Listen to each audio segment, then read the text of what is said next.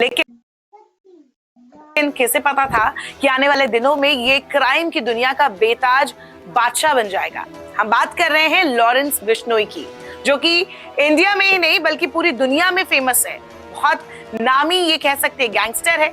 इसके अपने अलग अलग किस्से हैं और इतना ही नहीं, काफी सारे हाई प्रोफाइल मर्डर केसेस, चाहे वो सिद्धू मूसेवाला हो, सलमान खान को धमकी देना हो, और ऐसे ही अभी हाल ही में हरियाणा के इनलो नेता नफे सिंह राठी की हत्या में भी इसका नाम सामने आया है। तो आखिरकार ये इंस्पेक्टर का बेटा, जिसका बैकग्राउंड पुलिस वाला रहा है, जहां घर का माहौल पढ़ने लिखने वाला रहा है, तो वो आखिरकार इतना बड़ा गैंगस्टर बना कैसे, इसके पीछे भी कहानी है।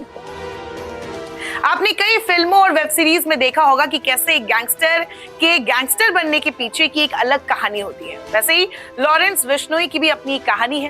कहा जाता है कि ये पैदा कहाँ हुआ था, अगर इसकी बात करें तो इसका बैकग्राउंड जुड़ा है फिरोजपुर के अबोहार से। यही इसकी पैदाइश हुई, 2010 तक यही रहा।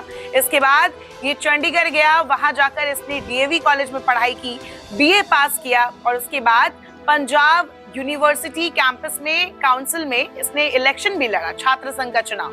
हालांकि वहां यह हार गया और वहीं पे इसकी मुलाकात हुई गोल्डी बरार से, जो कि इसका राइट हैंड माना जाता है, जो कि इस वक्त कनाडा में छुपा बताया जाता है।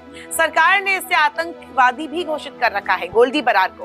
गोल्डी बरार ही है जो कि सिद्धू मूसेवाला के मर्डर केस का मास्टरमाइंड माना जाता है। तो ये इससे चंडीगढ़ यूनिवर्सिटी में ही मिला, डीएवी कॉलेज में, और इसी दौरान इसने छोटे मोटे क्राइम करने शुरू किए। बचपन से ही लॉरेंस बिश्नोई को कुछ अपराध की दुनिया में करना था, कुछ बड़ा करना था, अपनी धाक जमानी थी।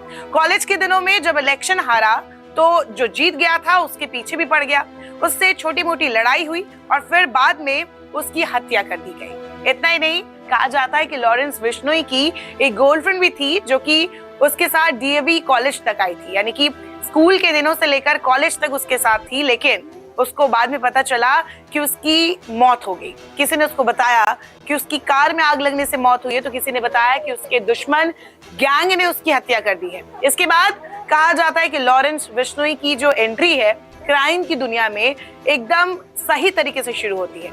वो बड़े बड़े क्राइम करने लगता है, फिरौती, मर्डर, ट्रेसपासिंग, चोरी, इस तरीके की चीजों को वो अंजाम देता है और इसके बाद उस पर दर्जनों केसेस, एफआईआर भी होने लगते हैं। लगभग अगर चंडीगढ़ की बात करें तो चंडीगढ़ में उसके खिलाफ 7 से 8 एफआईआर रजिस्टर्ड है।